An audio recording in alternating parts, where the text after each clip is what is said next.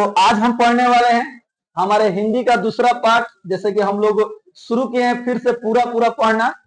तो 20 का दांत जो क्या है बाबू, कहानी है। आज इस कहानी के कहानीकार कौन है? हमारे नलिन विलोचन शर्मा जी। ललीन मत कहिए लोग, नलिन विलोचन शर्मा। बताइए तो 20 के दांत कहानी के कहानीकार कौन है? नलिन विलोचन शर्मा। ठीक है, कोई बात नहीं सर, लोग घबरा जाते हैं संगमा में, लेकिन चलेगा। चलिए, तो जिस प्रकार से हम लोग पाठ को कर रहे हैं, पहले हम लेखक परिचय पढ़ रहे हैं। लेखक परिचय पढ़ने के बाद हम लोग उस पाठ का सारांश कर रहे हैं। सारांश करने के बाद क्वेश्चन आंसर कर रहे हैं, और क्वेश्चन आंसर करने के बाद उसका हम लोग पूरा का पूरा क्या कर रहे हैं सर? ऑब्जेक्टिव कर रहे हैं। तो ध्यान दीजिएगा अच्छे से। तो ऑब्जेक्टिव क्वेश्चन आपको आज ही शाम को मिल जाएगा, पूरा का पूरा देख लीजिएगा, कंप्लीट कर लीजिएगा। ठीक है सर, क्योंकि अगर एक में बनेगा तो लंबा चौड़ा वीडियो हो जाएगा। चलिए आगे बढ़ते हैं। तो आइए पढ़ते हैं। सबसे पहला टॉपिक क्या है बाबू? लेखक परिचय। और लेखक हमारे कौन है? तो नलिन विलोचन शर्मा जी है। ठीक है, चलिए बताइए, नलिन विलोचन शर्मा जी का जन्म कब हुआ था? 18 फरवरी 1916 ईस्वी। ठीक है। मृत्यु तिथि यानी इनका निधन कब हुआ था? 12 सितंबर 1961। इसमें एक एक चीज देखते चलिएगा सर, आपके एग्जाम के लिए महत्वपूर्ण है। ऑब्जेक्टिव टाइप क्वेश्चन में माता जी का नाम आपके एग्जाम में पूछ चुका है, याद रखिएगा इनके माता जी का नाम। ठीक है सर, ओके, रत्नावती शर्मा है इनके माता जी का नाम। आगे बढ़ते हैं सर, देखिएगा ध्यान से। इनका जन्म स्थान है पटना, यानी कि अपने बिहार के बदर घाट में इनका जन्म हुआ था। कहां हुआ था? पटना के बदर घाट में इनका जन्म हुआ था, जो कहां पर है? बिहार में। ठीक है, आगे बढ़ते हैं। मातृभाषा इनकी कौन सी है? भोजपुरी। मातृभाषा कौन सी है? भोजपुरी है। आगे बढ़ते हैं। पिता का नाम इनका क्या है? तो महामहोपाध्याय। अब ये महामहोपाध्याय का मतलब क्या होता है सब सुनिएगा ध्यान से। जो एकदम जो सबसे विद्वान व्यक्ति होते हैं ना, महोपाध्याय जिसको बोला जाता है, जो सबसे विद्वान, यानी जो सबसे, जैसे मान लीजिए कि शिक्षक हैं, उन शिक्षक में कोई सबसे बड़ा शिक्षक, सबसे विद्वान शिक्षक है ना, उसको क्या बोला जाता है? तो महामहोपाध्याय बोला जाता है, याद रखिएगा। पंडित रामावतार शर्मा। तो बताइए, नलिन विलोचन शर्मा जी के पिता का नाम क्या था? रामावतार शर्मा, जो क्या थे? संस्कृत और दर्शन। संस्कृत तो पता है, दर्शन का मतलब फिलोसफी होता है। फिलोसफी जानते हैं ना, सुनिएगा, कि प्रख्यात विद्वान थे, यानी कि पढ़े लिखे थे। ठीक है, आगे बढ़ते हैं। माता का नाम था रत्नावती शर्मा। किनके माता का नाम रत्नावती शर्मा था? नलिन विलोचन शर्मा जी के माता का नाम था रत्नावती शर्मा। ध्यान दीजिएगा। शिक्षा, हाँ जी, थोड़ा इनके शिक्षा के बारे में जानते हैं। भीमराव अम्बेडकर जी की शिक्षा के बारे में हम लोगों ने क्या पढ़ा था? तो प्राथमिक स्कूल के बाद बड़ौदा में उसके प्रोत्साहन पे कहाँ चले गए थे? न्यूयॉर्क चले गए थे। उसके बाद से कहाँ चले गए थे? लंदन चले गए। उसी तरह से इनके शिक्षा के बारे में थोड़ा ध्यान दीजिएगा। लिखा गया है, प्रारंभिक शिक्षा पटना कॉलेजिएट स्कूल से हुआ, यानी कि शुरुआत का शिक्षा पटना कॉलेजिएट स्कूल से इनका हुआ। उच्च शिक्षा यानी कि हायर एजुकेशन ये कहां से प्राप्त किए? तो पटना विश्वविद्यालय से हिंदी किए, और वहीं से संस्कृत में क्या किए? एमए किए। ठीक है, पटना विश्वविद्यालय से हिंदी किए और वहीं से संस्कृत में क्या किए? एमए किए। आइए बढ़ते हैं। हाँ, बेचारे काम क्या करते थे? तो नलिन विलोचन शर्मा जी प्राध्यापक थे। देखिए, वो अध्यापक होते हैं, वो प्राध्यापक होते हैं। प्राध्यापक का मतलब होता है जो प्रोफेसर होते हैं ना, प्रोफेसर जो पीएचडी करके मास्टर बनते हैं, जो कॉलेजों में होते हैं प्रोफेसर, उन प्रोफेसर का हिंदी क्या होता है? प्राध्यापक होता है। टीचर का हिंदी क्या होता है? शिक्षक या अध्यापक होता है। उसी तरह से प्रोफेसर का हिंदी क्या होता है? प्राध्यापक होता है। याद रखिएगा, जो कॉलेज में पढ़ाते हैं। सुनिएगा, तो ये हिंदी के प्राध्यापक थे। तो कहां कहां ये पढ़ाए थे? तो ध्यान से सुनिएगा, यानी कहां कहां इन्होंने काम किया था? तो हर प्रसाद दास जैन कॉलेज जो कि आरा में है, वहां पर। रांची विश्वविद्यालय में इन्होंने अपना कार्य किया था। और लास्ट वाला तो नहीं याद रखेगी, आपके ऑब्जेक्टिव क्वेश्चन में पूछ चुका है। पटना विश्वविद्यालय में भी एक कार्यरत रहे प्राध्यापक के रूप में, लेकिन वहीं पर पटना विश्वविद्यालय में ये हिंदी विभाग के अध्यक्ष बने थे। क्या बने थे? हिंदी विभागाध्यक्ष लिखा है ना, यानी हिंदी विभाग के अध्यक्ष बने थे। कब बने थे? 1959 में बने थे, और मृत्यु तक, यानी कि मरने तक, यानी कि 12 सितंबर 1961 तक ये इसी पद पर है। अर्थात जब ये पद पर थे तभी इनकी क्या हो गई? मृत्यु हो गई। ठीक है, याद रखिए, ये क्वेश्चन पूछ चुका है सर, कि वो हिंदी विभाग के अध्यक्ष पटना विश्वविद्यालय से कब बने थे? तो 1959 में बने थे, ये पूछा है। अब पूछेगा कब तक थे? तो अपने मृत्यु तक थे। ठीक है, आगे बढ़ते हैं। हिंदी कविता में प्रपद्यवाद, के प्रवर्तक और नई शैली के आलोचक नलीन जी की रचनाएं कुछ इस प्रकार से रचनाएं पढ़ेंगे। आइए मैं थोड़ा इसके बारे में बता दूं। प्रपद्यवाद, अब ये प्रपद्यवाद क्या है? प्रपद्यवाद को ना प्रयोगवाद भी कहा जाता है। क्या कहा जाता है सर? प्रयोगवाद। देखिए, कुछ रचनाएं होती हैं जो परंपरा के आधार पर लिखी जाती हैं, कुछ रचनाएं होती हैं जो साहित्य के आधार पर लिखी जाती हैं, लेकिन कुछ रचनाएं होती हैं जो प्रयोग पहले किया जाता है, अब प्रयोग करने के बाद जो निर्णय आता है ना, तब लिखा जाता है। अच्छा, परंपरा का मतलब क्या होता है? परंपरा का मतलब होता है कि जो हमारे पूर्वज करते आ रहे हैं उसी के आधार पर हम भी लिख रहे हैं। साहित्य का मतलब क्या हुआ? हमने साहित्य पढ़ रखा है, किसी ने लिखा है, उसी के आधार पर हम लिख रहे हैं। लेकिन प्रयोग का मतलब क्या हुआ? हम स्वयं से कोई प्रयोग कर रहे हैं, नई नई चीजें ला रहे हैं। तो इसलिए याद रखिएगा, इनको नई शैली का कवि भी कहा जाता है। कौन सा शैली? नई शैली, नई चेतना का कवि भी कहा जाता है। किनको? नलिन विलोचन शर्मा जी को, जो प्रपद्यवाद के प्रवर्तक थे। ठीक है, आगे बढ़ते हैं। तो रचना का नाम तो याद करना बहुत जरूरी है सर। दृष्टिकोण आपके एग्जाम में पूछ चुका है कि दृष्टिकोण के रचयिता कौन है? नलिन विलोचन शर्मा जी ने। देखिए, दृष्टिकोण, साहित्य का इतिहास दर्शन, मानदंड, मानदंड भी किनका रचना है? नलिन विलोचन शर्मा जी का है। हिंदी उपन्यास विशेषता क्या लिखे थे? मैक्स मुलर, सुनिएगा ध्यान से। मैक्स मुलर नहीं सर, प्रेमचंद। मैक्स मुलर नहीं सर, क्या होगा? प्रेमचंद। एक्चुअली एक बार में वहां पर एथी किया गया है ना, बातें मत कीजिए। जैसे वर्ड में होता है, आप लोग देखोगे रिप्लेस किया जाता है, तो रिप्लेस किया गया, तो यहाँ पर मैक्स मुलर हो गया, याद रखिएगा। सॉरी, यहाँ पर क्या होगा? प्रेमचंद। वो भी कौन चंद? जो मुंशी प्रेमचंद का नाम सुने हैं, मुंशी प्रेमचंद। ठीक है, ये हिंदी उपन्यास विशेषता किनको लेकर लिखे हैं? मुंशी प्रेमचंद। कौन? मुंशी प्रेमचंद। ठीक है, आगे बढ़ते हैं। लिखा गया है साहित्य तत्व, बातें नहीं। अगला अगला रचना कौन सा है? साहित्य तत्व और आलोचना। ये क्या है? आलोचनात्मक ग्रंथ है। आगे देखिएगा, 20 के दांत तथा अन्य कहानियां, ये भी इनकी एक रचना है, एक संग्रह है। इसी संग्रह से ये कहानी लिया गया है, ये भी याद रखिएगा। ये क्वेश्चन पूछता है कि 20 की दांत कहानी कहां से लिया गया है, तो याद रखिएगा पूरा एक संग्रह का नाम है 20 के दांत तथा अन्य कहानियां। यहीं से ये पाठ लिया गया है जो हम लोग पाठ पढ़ने वाले हैं। ठीक है, आगे बढ़ते हैं। हाँ, संयुक्त काव्य संग्रह। संयुक्त काव्य संग्रह का मतलब होता है 2-3 आदमी मिल करके लिखे हो। ठीक है, ध्यान दीजिएगा। तो नाम है नकेन के प्रपद्य। क्या लिखा है सर? नकेन के प्रपद्य, यानी कि नकेन में प्रपद्य का मतलब प्रयोग किए थे तब लिखे थे। नकेन 2, दूसरा रचना कौन सा है? नकेन 2 केसरी कुमार और नरेश के साथ, यानी केसरी कुमार और नरेश के साथ मिलकर के इन्होंने रचना किया हुआ है। ठीक है, आगे बढ़ते हैं। कौन कौन से ग्रंथ इन्होंने रचा है, तो ध्यान दीजिएगा। कौन कौन से ग्रंथों का इन्होंने संपादन किया है, तो लिखा क्या है? सदल मिश्र ग्रंथावली, अयोध्या प्रसाद खत्री स्मारक ग्रंथ, और संत परंपरा और साहित्य, ये ग्रंथ इन्होंने संपादित किया है। ठीक है, पूछ सकता है कि सदल मिश्र ग्रंथावली किनके द्वारा संपादित ग्रंथ है? किनके द्वारा? नलिन विलोचन शर्मा जी के द्वारा। ठीक है, आगे बढ़ते हैं। हाँ, कुछ पॉइंट लिखा गया पाठ के बारे में। लिखा गया है आलोचकों के अनुसार प्रयोगवाद का वास्तविक प्रारंभ, मैंने बोला था ना, प्रयोगवाद प्रपद्यवाद का वास्तविक आरंभ यानी शुरुआत नलिन विलोचन शर्मा की कविताओं से हुआ। किनकी कविताओं से हुआ था? नलिन विलोचन शर्मा जी की कविताओं से हुआ था। और उनकी कहानियों में मनोवैज्ञानिकता के तत्व, साइकोलॉजी, साइकोलॉजी आपको सुने हैं, उसी का हिंदी होता है मनोवैज्ञानिक, याद मनोविज्ञान होता है, सुनिएगा। तो मनोवैज्ञानिकता के तत्व समग्रता से उभर कर आए। आलोचना में वे आधुनिक शैली के समर्थक थे। आधुनिक यानी कि नवीनता के समर्थक थे। नए नए प्रपद्यों का क्या थे? वो समर्थक थे। कौन?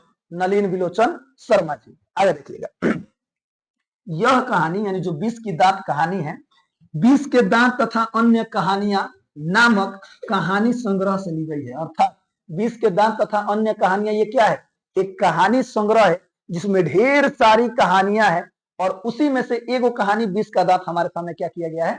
प्रस्तुत किया गया है। ठीक है, आगे बढ़ते हैं। लिखा गया है यह कहानी मध्यम वर्ग के अनेक अंतर्विरोधों को उजागर करती है। मध्यम वर्ग, मिडिल क्लास, जिसमें हम लोग आते हैं, मध्यम वर्ग में ही देखिएगा सर खूब मारा मारी होता है। जो अमीर है तो अमीर है, जो गरीब है तो साफे गरीब है।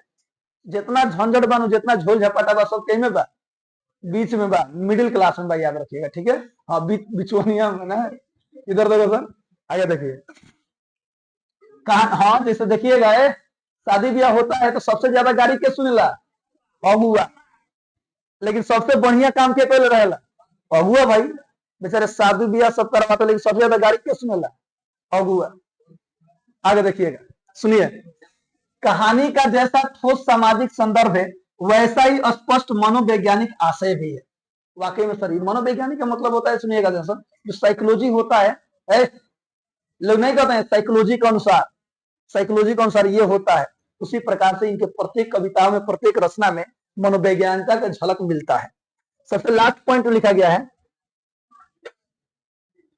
यह कहानी सामाजिक भेदभाव, लिंग भेद, आक्रामक स्वार्थ की छाया में पलते हुए प्यार दुलार के कुपरिणामों को उभारती हुई सामाजिक समानता एवं मानवाधिकार की महत्वपूर्ण वानगी पेश करती है। सर सुनिएगा ध्यान से।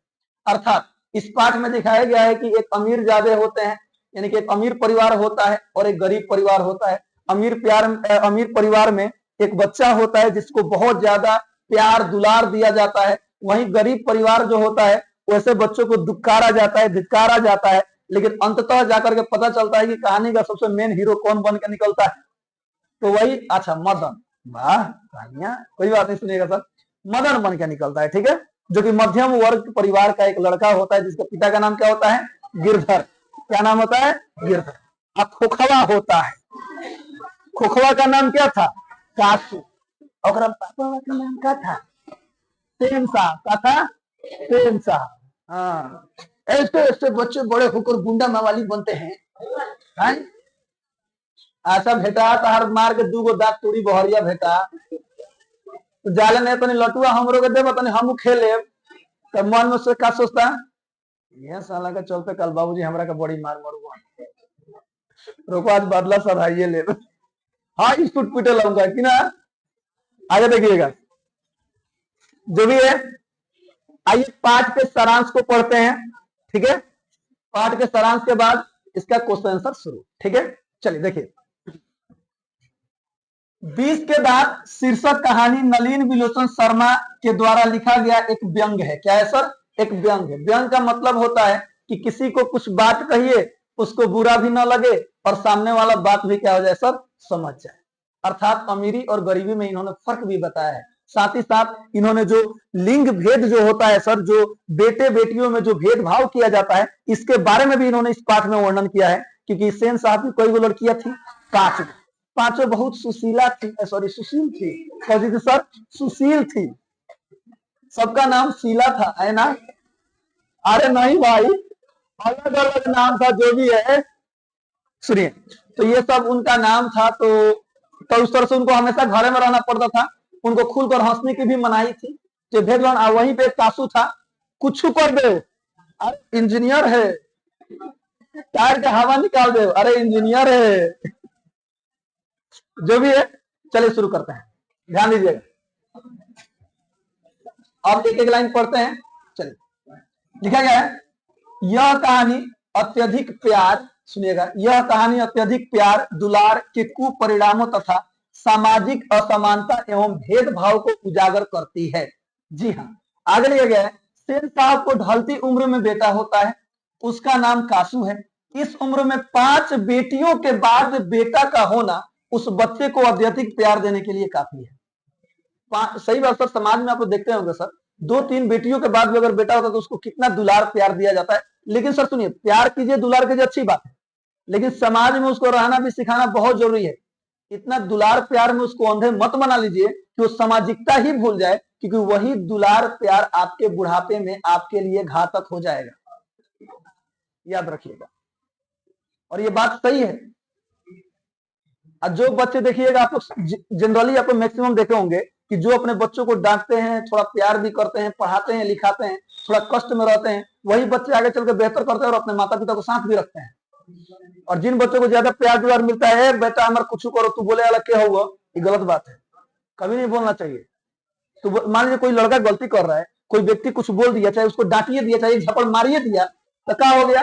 हमारे गांव में 2-4 आदमी लगते हैं झगड़ा करने, हमारे लड़का को तुम्हारे वाला होलक है, हमारे बाबू कुछ कर।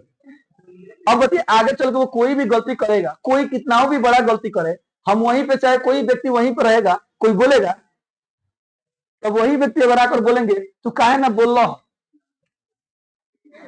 तो कुछ मिलो न हो, तो पहले हाई से टूका के मारा, याद भाई खाली बोल रहे नहीं तो क्या कहले रहा, बात सही कि नहीं है। और ये प्रत्येक समाज की बात है, हर एक जगह पे ऐसा ही होता है। तो बच्चों को सामाजिकता सिखाना, समाज में रहना बहुत जरूरी है, क्योंकि आगे चलकर उसको कहाँ रहना है, खाली घरे में नहीं रहना है, और आपका ही प्यार दुलार उसको नहीं मिलने वाला है, उसको समाज में बाहर जाना ही पड़ेगा, याद रखिएगा। चलिए, तो 5 बेटियों के बाद बेटा होना वो एगो, वो भी ढलती उम्र में, ये तो प्यार करने के लिए सर बहुत ज्यादा काफी है। आगे देखिए, सेन साहब अपने बेटा को बहुत प्यार करते हैं, सेन साहब अपने बेटा को बहुत प्यार करते हैं, जिसका नाम कासू था, ऊपर लिखा गया है। बेटियों को कड़े अनुशासन में रखते हैं, सुनिएगा ध्यान से, बेटियों को कड़े अनुशासन में रखते हैं, यानी कि बहुत ज्यादा नियम कानून के अंतर्गत उनको बांध देते हैं। लिखा गया है, लेकिन बेटा को कुछ भी सिखाते ही नहीं, वह जो भी करता है उन्हें उसमें गुण ही दिखाई देता है। यानी वो कुछ भी करता है, उनको क्या दिखाई देता है, गुण दिखाई देता है। वे अपने बेटे को इंजीनियर बनाना चाहते हैं, बिजनेसमैन इंजीनियर, क्या लिखा गया उसमें, बिजनेसमैन इंजीनियर बनाना चाहते हैं, क्योंकि उन्हें उसमें इंजीनियर बनने की संभावना नजर आती है। उसमें उन्हें क्या बनने की संभावना नजर आती है, अरे बाबू हमारे बड़ों के इंजीनियर बनिए, अरे हमारा बुझाता बबुआ डीएम हुई है, ओह से ऊपर असीम हुई है हो, गाना सुना है। तो बबुआ चांद के सितारा ई तपियम हुई है। अरे भाई भाई गाना बहुत बढ़िया, हमारे समाज में लोग गाना गाते हैं सर, लेकिन अच्छा लगता है कि ना जी, जो भी है हमारा उतना तो बढ़िया से याद नहीं है, लेकिन ऐसे ही है। आए रखे, आए में कुछ बड़ा सुन दो, देखो बतिया तो, अरे हमारा बुझाता बबुआ, हमारे सुबह कितना बढ़िया बढ़िया बात निकली, समझ में आया। तो देखो कुछ बात नहीं सर, यहाँ देखिए, चलिए देखिए, वे अपने बेटे की हर शैतानी से खुश होते हैं, सुनिएगा, कौन खुश होते हैं, सेन साहब अपने बेटे के हर शैतानी हर बदमाशी से क्या होते हैं, खुश होते हैं। आगे लिखा गया है सर, जब उनके बेटे ने उनके दोस्त की गाड़ी के पहिए की हवा निकाल दी, तो वे उन्हें खुश होकर बताने लगे कि देखा, हमेशा वह गाड़ी के पीछे पड़ा रहता है, इंजीनियर जो बनना है। अब देखिए, तो उनको लड़का हवा निकाला था, तो बीमारे कोनो बात, इंजीनियर जो बनना है, वही जो बेचारा खाली बेचारा वो आया था मदन, तो मैंने मदन के घर का नाम बोलते खिसवे लो मत सुनिएगा। तो जो मदन आता है, खाली गड़िया को इस तरह देखता है, छूने जाता है, तो क्या करता है सर, धकेलता है इस तरह, दया बरवा है, हटो, आकर बोलता है, मदन की माँ गिरधर बो, अरे भाई मेरी गिरधर की पत्नी होती है, सुनिएगा, लेकर जाओ अपने बच्चों घर लेकर जाओ। अब जब गिरधर बेचारा आता है तो उसको खूब मतलब डांट फटकार लगाता है, क्योंकि उसके कंपनी में वो क्या था, क्लर्क था, किरानी था, क्या था, किरानी था, याद रखिए, अंग्रेजी क्लर्क होता है। अब देखिए, अब अगला पैराग्राफ को लिखा गया है, सुनिएगा ध्यान से। हाँ, तो जब उनका बच्चा कुछ भी करता है, कोई भी गलती करता है, तो उनको उसमें गुण दिखाई देता है, उनको लगता है कि इंजीनियर बनेगा। लेकिन जब एक गरीब का बच्चा जब उनकी गाड़ी को छूकर देखना चाहता है, तो उसे उनका ड्राइवर ढकेल कर गिरा देता है, जिससे उस बच्चे को चोट आती है, घुटने से खून निकलने लगता है, घुटना छिल जाता है।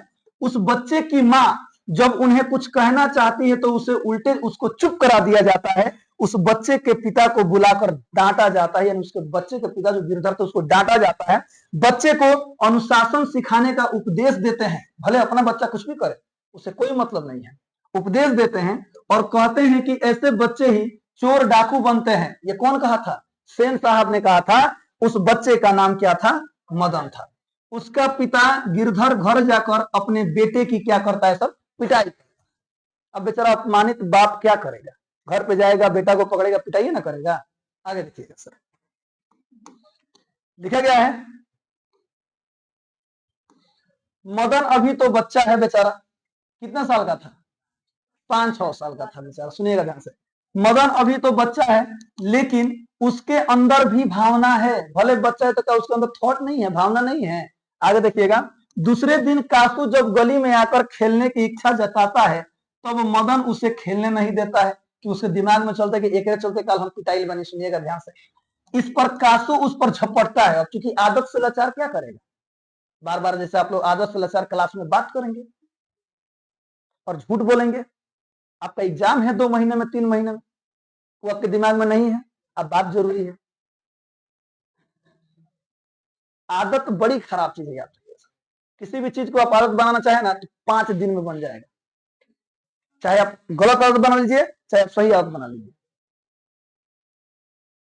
तो आदत से लाचार था, का हो गया झपटे के कर लगे तो मारना के लगा। मैं मैंने मदन के पास गया, एकदम मारने की तरह से गया, तो वह कासू के 2 दांत तोड़ डाला। अब पूरा पटका पट के लगा, समझ ढेर लड़ाई का होला, पटका पट के होला, सुनिएगा।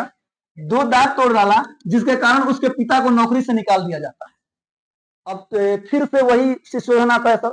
अब सोचो ओबरा तो खाली तनी बोला बोली भरे तो उतना डट लगे, तो कछुआ के मार के दांत तोड़ दिला, तो सेंस आप क्या करिए, गिरधर को बुलाते हैं, खूब डांटते हैं, उसको नौकरी से निकाल देते हैं। फिर भी उसका पिता उसे गले लगा लेता है, यानी कि जो गिरधर है वो मदन को गले लगा लेता है, क्योंकि उसे लगा कि उसका बेटा अब अपने अधिकार के लिए खड़ा होना सीख गया है। उसे अपने बेटे पर क्या हुआ, गर्व हुआ। सही बात है सर, यानी वो अपना अधिकार के लिए लड़ रहा है और मैं किरानी हूँ, मालिक हूँ, तो उसका चुपचाप सुन रहा हूँ, भले गलत हो रहा है या सही हो रहा है, मैं उसका कोई बहिष्कार नहीं कर रहा हूँ। तो मुझसे बेहतर मेरा बेटा ही ना है, जो जहां गलत उसको दिखाई दिया वहां उसने आवाज उठाया, अपने हक के लिए लड़ लिया, जा अपना बदला खुद ले लिया, किसी की आवश्यकता नहीं पड़ी। इसलिए उसको अपने बेटे पे गर्व होता है, उसको क्या करते हैं, गले से लगा लेते हैं। चलिए मैंने गोद उठा लेते हैं। क्वेश्चन आंसर शुरू होता है, ध्यान दीजिएगा सर, ठीक है। प्रत्येक क्वेश्चन आंसर खूब बढ़िया से लिख लीजिएगा, पढ़ लीजिएगा, याद हो जाएगा, क्योंकि ये कहानी है। खोखा किन मामलों में अपवाद था? क्वेश्चन क्या है, खोखा किन मामलों में अपवाद था? तो आंसर सुनिए, खोखा अपने माता पिता की ढलती उम्र में पैदा हुआ था, तो इसलिए तो सबसे पहले वो प्रकृति के नियम का अपवाद था। तो सर ढलती उम्र में बच्चा का पैदा होना जो भी है अच्छी बात है, सुनिएगा। तो इसलिए वो प्रकृति के नियम का क्या था, अपवाद था। आगे देखिएगा, चूंकि वह एक इकलौता बेटा था, सुनिए, चूंकि वह इकलौता बेटा था इसलिए उसे अत्यधिक प्यार और आजादी मिली। उससे पहले केवल बेटियां थी जिन्हें रोक टोक की शिक्षा दी गई, जबकि खोखा को हर गलती को माता पिता इंजीनियर बनने की प्रवृत्ति समझकर सही ठहराते रहे। इस प्रकार अगर देखा जाए तो परिवार के सभी नियमों के भी क्या था, अपवाद। इसलिए ये लाइन भी इसमें मेंशन कर दिया गया है, ठीक है। आगे देखिए, मैक्सिमम बच्चे खाली पहले का लाइन लिखकर चले आते हैं और वो नंबर की उम्मीद करते हैं कि 2 नंबर मिल जाएगा, 1 नंबर मिलेगा। प्रकृति के नियम को बात नहीं, आपको यह भी लिखना पड़ेगा, याद रखिएगा। अगला है, सेन दंपति खोखा में कैसी संभावनाएं देखते थे और उन संभावनाओं के लिए उन्होंने कैसी शिक्षा तय की थी? तो सुनिएगा ध्यान से। सेन दंपति खोखा में एक बिजनेसमैन इंजीनियर बनने की संभावना देखते थे। वे उसकी हर शरारत में भविष्य के इंजीनियर की प्रतिभा देखते थे। इसी कारण उन्होंने कारखाने के बढ़ई मिस्त्री को घर बुलाकर खोखा को ठोक पीट की प्राथमिक शिक्षा से प्रशिक्षण दिलाने की व्यवस्था की थी। उनको लगता था कि मेरा बेटा इंजीनियर बनेगा, तो अभी छोटे बा, तो अभी कारखाने से वो बुला दिए थे कोची को, मतलब बढ़ई मिस्त्री को, इंजीनियर को बुला दिए थे कि ठोक पीट करके इसको सिखाओ, शुरू से सिखाओ। वाह, आगे देखिएगा। हाँ, तो सेन साहब के मित्र लोग आए थे तो बातचीत हो रहा था कि ना जी, ध्यान दीजिएगा। सेन साहब और उनके मित्रों के बीच क्या बातचीत हुई और पत्रकार महोदय, ध्यान से सुनिएगा, पत्रकार मित्र ने उन्हें किस तरह उत्तर दिया था? और वहां पर सेन साहब ऐठ के रह गए। सेन साहब कुछ बोले से पहले क्या बोले थे, अरे मैं तो अपने बच्चे को इंजीनियर बनाऊंगा। पत्रकार महोदय क्या बोलते हैं, अरे भाई मेरे बेटे को पूरी आजादी होगी, उसको जो मन करना होगा वो करेगा। आगे देखिएगा, सेन साहब और उनके मित्रों के बीच अपने अपने पुत्र के भविष्य को लेकर चर्चा हुई। सेन साहब पहले ही बोल उठे, बिना केहू के बोल रही बोल उठे अपने मन, सुनिएगा, कि वे अपने बेटे खोखा को इंजीनियर बनाना चाहते हैं। जब पत्रकार मित्र से उनके बेटे के बारे में पूछा गया तो उन्होंने स्वतंत्र सोच और व्यंग्यपूर्ण लहजे में कहा, यहाँ का पंक्ति डिलीट हो गया है, कोई बात नहीं, याद रखेगा। क्या कहा, यहाँ से हट गया है, कोई बात नहीं है, ठीक है। जब ये पढ़ाएंगे ना मैं वीडियो में एडिट कर दूंगा, वहां पर सामने आ जाएगा, ठीक है। थोड़ा सा कुछ सेकंड के लिए आ जाएगा, पॉज कर लीजिएगा, आप देख लीजिएगा, ठीक है। चलिए अगला है, मदन और ड्राइवर के बीच के विवाद के द्वारा कहानीकार क्या बताना चाहता है? यानी मदन और ड्राइवर के बीच जो विवाद हुआ था, शुरुआत में ढकेला था, याद है, तो क्या बताना चाहते हैं? तो ध्यान दीजिएगा, मदन और ड्राइवर के बीच के विवाद के द्वारा कहानीकार समाज में फैली असमानता के बारे में बताना चाहते हैं। जब एक गरीब का बच्चा, जिसका नाम क्या है, मदन, गाड़ी को छूने की कोशिश करता है तो उसे डांट कर और धक्का देकर गिरा दिया जाता है, जबकि अमीर का बेटा जिसका नाम क्या है, खोखा, गाड़ी को नुकसान पहुंचाता है तो उसकी हरकत को प्रतिभा और इंजीनियर बनने की प्रवृत्ति कहा जाता है। इस घटना से गरीब वर्ग के भीतर पनपते विरोध और आक्रोश को लेखक ने प्रतीकात्मक रूप में दिखाया है। और इस चीज से बताइए सर, मन में खींच नहीं पड़ेगा? बताओ तू ढेर होगा देखा देखी करता अपना लिखो का ढेर मान लो, हमारा नाम मान लो, मैंने ऐसा होता है सब समाज में। आगे देखिएगा, क्वेश्चन है, मदन और कासू के बीच झगड़े का कारण क्या था? इस प्रसंग के द्वारा लेखक क्या दिखाना चाहता है? सुनिएगा, झगड़े का कारण क्या था सर, क्या था? आगे देखिए, कासू और मदन के बीच झगड़े के कारण लट्टू का खेल था, जिसे गली के लड़के गली में क्या कर रहे थे, खेल रहे थे। देखिए लिखा गया गली के लड़के और एक महल का लड़का। सुनिएगा ध्यान से, महल वाले और झोपड़ी वाले में जब लड़ाई होती है तो अक्सर कौन जीतता है? अक्सर महल वाले ही जीत जाते हैं। याद है? सुनिएगा ध्यान से, जब कासू गली में पहुंचा तो बच्चों को खेलते देखकर कासू का मन भी खेलने के लिए मचल गया, जिसे खेल का नेता मदन, जो उसके द्वारा अपमानित हुआ था, उसे खेलने नहीं दिया। खेल का नेता कौन था? मदन था। टीम का नेता कौन था? मदन था। खेल रहा था तो खेले दी नहीं, खेलने दिया। इस पर कासू ने मदन को एक घूसा मारा। कासू ने यो सुनिएगा, एक घूसा मारा, फिर मदन ने भी उसे मारकर दो दो दांत तोड़ डाला और कासू रोता हुआ जान लेकर क्या हुआ, भाग निकला। यानी तुरंत भाग गए बेचारा, लेकिन चला कर हुआ। सुनिएगा ध्यान से, आइए लिखा गया है, इस प्रसंग के माध्यम से लेखक यह दिखाना चाहते हैं कि गरीब का बच्चा भी साहसी और स्वाभिमानी होता है। वह अन्याय या अपमान सहने वाला नहीं है, बल्कि अपने आत्मसम्मान की रक्षा करने वाला होता है। क्या अपमान सहेगा भाई? ये ना फर्क है कि आपके पास सब पैसा ढेर है, हमारे पास पैसा कम है, आप अमीर है या गरीब है, बाकी कौन सी कौन पर है, कौन सी तरह गुलामी सहेब अपमान सहेब हम काहे सही है? आगे देखिएगा, कमा खिया तर बाप तरफ फैक्ट्री में नौकरी कर लें तो मेहनत कर लें तो पैसा दे लो, तारा कंपनी में करें तो तू पैसा दे, दूसरा कंपनी जाकर मेहनत करो जब पैसा मिले, तार गुलामी सही। आगे देखिएगा, 6 नंबर क्वेश्चन देखिए,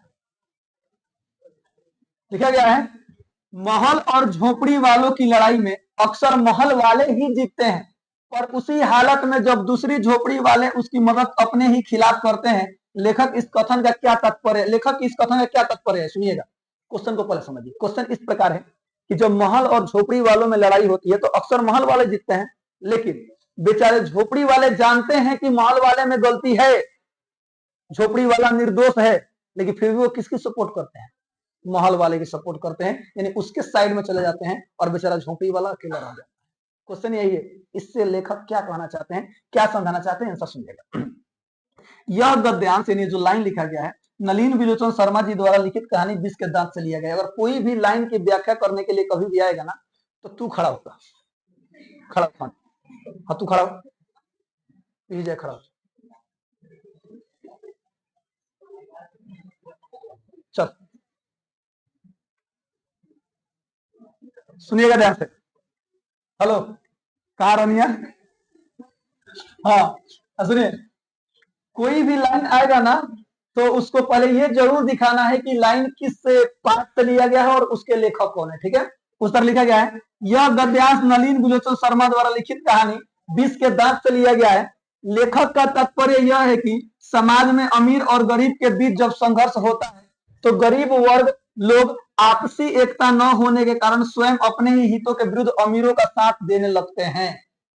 यही कारण है कि हर बार अन्यायी वर्ग जीत जाता है और पीड़ित वर्ग की क्या हो जाती है, हार हो जाती है। यही वर्ग है सब, अमीर लोग अक्सर जीत जाते हैं, क्योंकि गरीब भी क्या करने लगते हैं, सही का सपोर्ट ना करके गलत का सपोर्ट करने लगते हैं।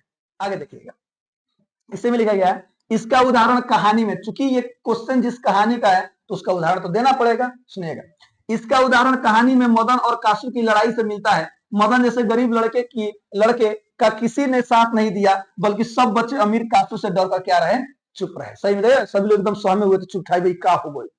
आगे देखिएगा, 7 नंबर क्वेश्चन है, रोज रोज अपने बेटे मदन की पिटाई करने वाला गिरधर मदन द्वारा कासू की पिटाई करने पर उसे दंडित करने की बजाय अपनी छाती से क्यों लगा लेता रोज पिटाई करता था उसको, एकदम बरियार पीटता था। लेकिन अंत दिन लास्ट दिन जिस दिन कासू को पीट के आया था, दुगो दांतवा तुर के आया था, उस दिन छाती से लगाता है। क्यों लगाता है, आंसर देखिएगा सर।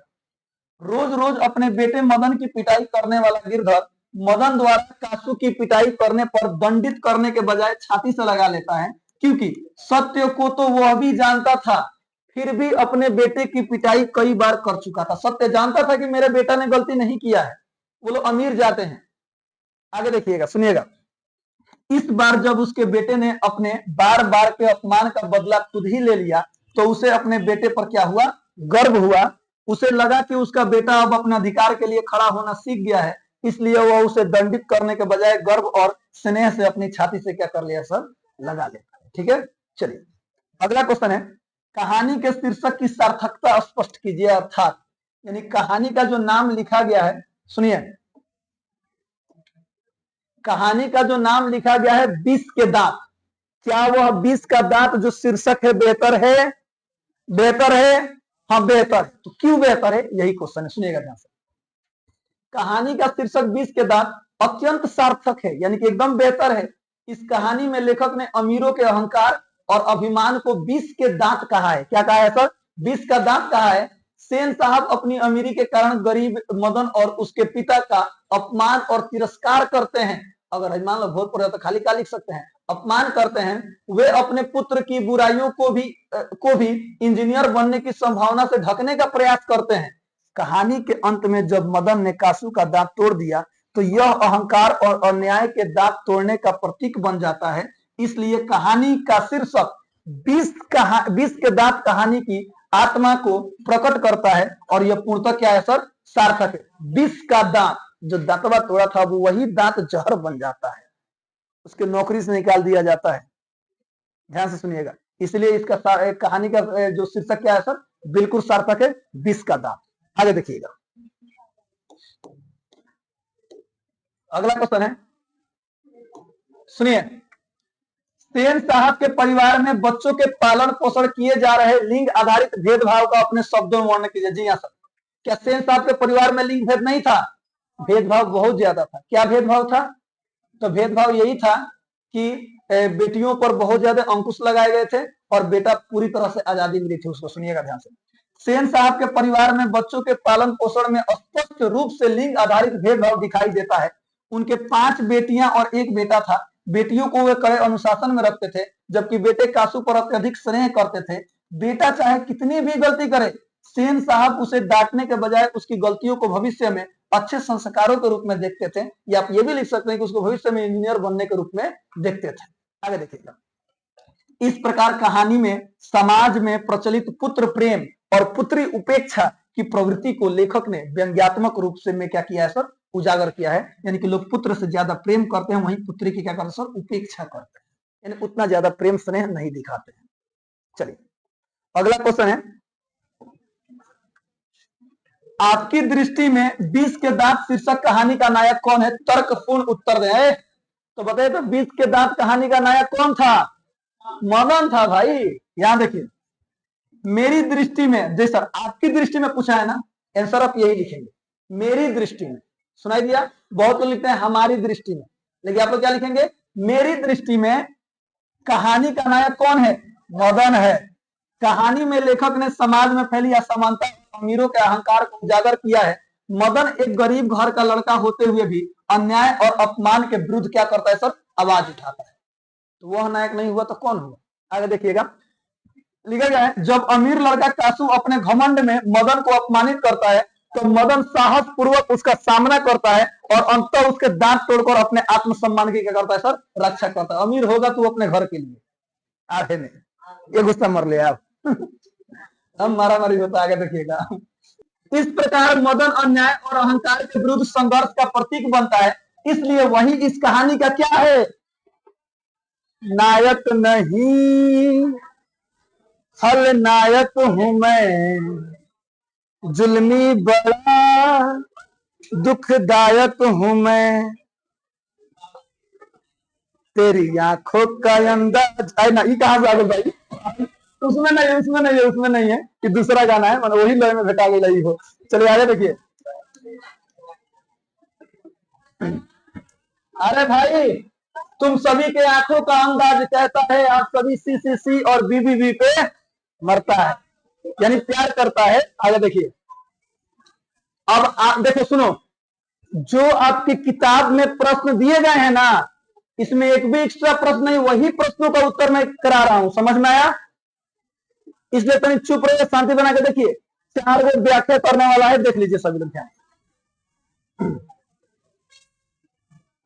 निम्नलिखित पंक्तियों की सप्रसंग व्याख्या कर।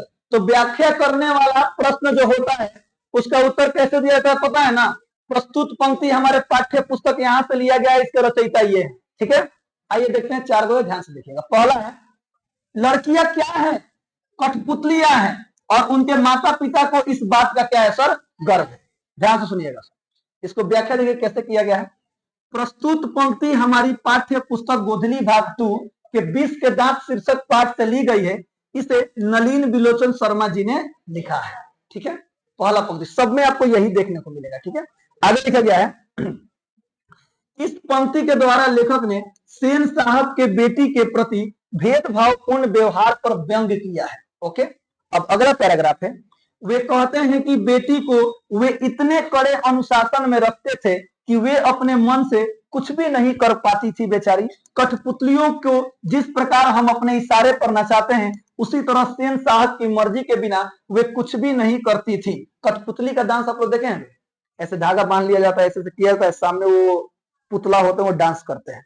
अभी के समय में एक तो लोग वीडियो देखता होगा, इस तरह बोलता है, गाना में गवाता है, मुहुआ में सामने सवाल देगा, वो जवाब देगा, वो भी एक तरह से कठपुतली ही है। तो कठपुतली का नाच वैसे होता है। हम लोग बचपन में एक बार देखे थे कठपुतली का नाच, जो बलेथा जहाँ पे बाजार लगता है ना, वहीं पे काली माता का मंदिर है, वहीं पे कठपुतली का, हम लोग बहुत छोटे थे, बहुत छोटे, तब पैदले मतलब गए थे, हमारे गांव के लगभग सभी लोग गए थे, तो हम लोग भी गए थे बलेथा, वहां पर कठपुतली का नाच देखने के लिए, ठीक है।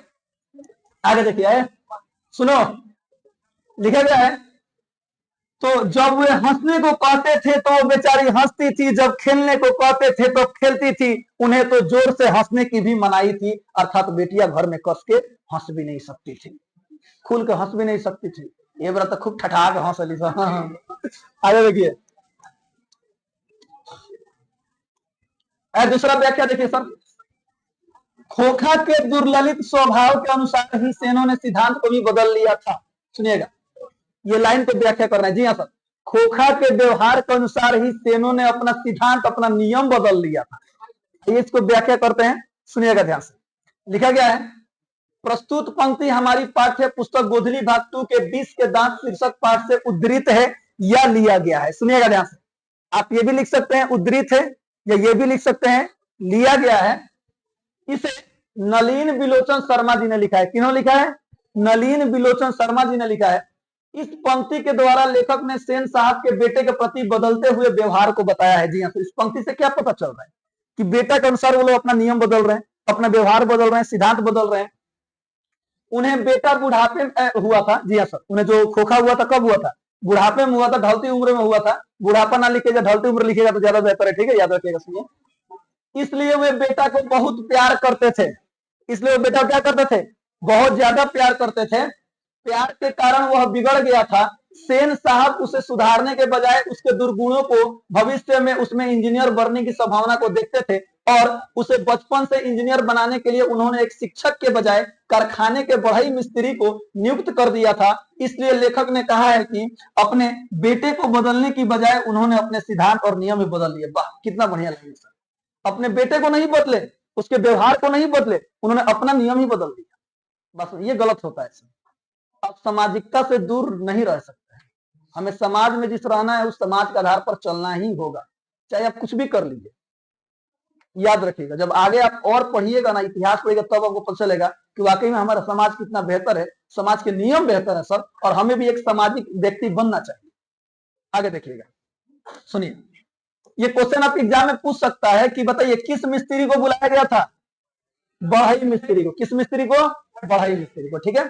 देखिएगा, ऐसे ही लड़के आगे चलकर गुंडे, चोर और डाकू बनते हैं। चोर, गुंडे और डाकू बनते हैं। सुनिएगा ध्यान से, कैसे लड़के है ना बाबू, तू लोग तो हीरो हो, बोलो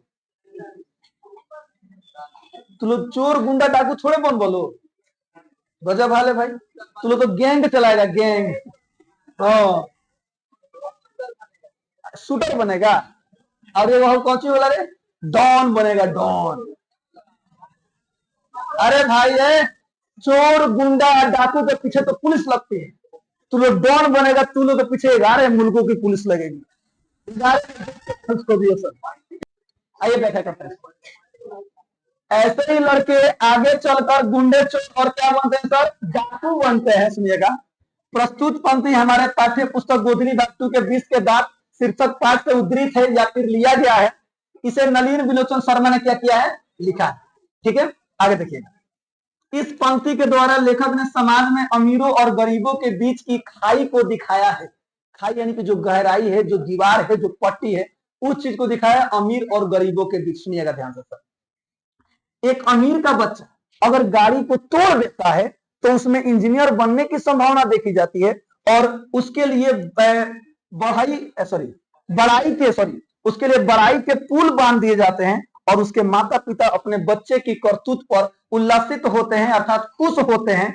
वहीं अगर एक गरीब का बच्चा गाड़ी को छूना चाहता है तो उसे गिरा दिया जाता है, उसे जख्मी कर दिया जाता है। जब उसकी मां उसे कुछ कहना चाहती है तो उसके बेटे के बारे में चोर, डाकू आदि शब्दों का इस्तेमाल कर उसे चुप करा दिया जाता है। इससे भी उनका मन नहीं भरता तो उसके पिता को बुलाकर उसे भी अपमानित किया जाता है और उसे अपने पुत्र को दंडित करने के लिए कहा जाता है। सुनिएगा सर ध्यान से, अपने पुत्र को दंडित करने के लिए कहा जाता है। चलिए, तो ये इसका व्याख्या था। सबसे लास्ट क्वेश्चन है, ध्यान दीजिएगा, सुनिए। हंस और कौओं की जमात में शामिल होने के लिए ललक गया। कौन ललक गया था, कासू। देखो, हंस और कौआ, कौआ देखते हैं पूरा एकदम काला काला, पूरा एकदम चारों एकदम रहेगा, वही में वो हंस चल जाए तो चिन्हा जाए। वही ना सर, यहाँ पे अंतर बताया गया है, यहाँ पे व्यंग किया गया है। अमीर जो होते हैं ना, वो अपनी हरकत से पहचान में आ जाते हैं। सुनिएगा ध्यान से, तो फिर से वही लिखा गया है सर। तो पहले व्याख्या सुनिए। हंस कौओं की जमात में शामिल होने के लिए क्या हो गया, ललक गया। सुनिएगा ध्यान से। प्रस्तुत पंक्ति हमारी पाठ्य पुस्तक गोधनी भाग 2 के 20 के दांत शीर्षक पाठ से लिया गया है या फिर उद्धृत है। इसे कहानीकार नलिन विलोचन शर्मा जी ने लिखा है। इस पंक्ति के द्वारा लेखक ने कासू को हंस कहकर उसका मजाक उड़ाया है। कासू को क्या कहा गया है, हंस कहा गया, और हंस कहकर उसका मजाक उड़ाया गया है। और भले कौआ कह करके मदन को, उसके दोस्तों को उसका मजाक व्यंग नहीं किया गया। सुनिएगा ध्यान से, मजाक उड़ाया गया है तथा तो गरीबों को कौआ कहकर उसकी बेबसी को दिखाया गया है। जी हाँ सर, और उनको कौआ कहकर उनकी मजबूरी को दिखाया गया है। सुनिएगा ध्यान से।